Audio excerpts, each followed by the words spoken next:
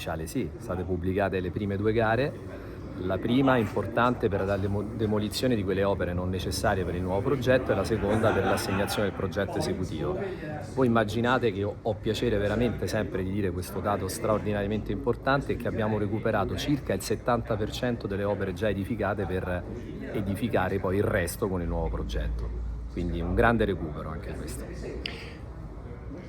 I tempi e i Ma soldi. i tempi sono scritti anche nell'accordo di programma, quindi al netto del fatto che le procedure hanno dei giorni previsti, come sapete, come da codice degli appalti, noi entro il 28 si prevede la conclusione dei lavori, perché come sapete siamo stati inseriti, ed era uno anche dei cardini fondamentali della candidatura oggi approvata all'USIAI, nel grande mondiale del 2030. Per quanto riguarda i lavori di demolizione, contiamo di aprire il cantiere già a gennaio, nei primi 15 giorni di gennaio.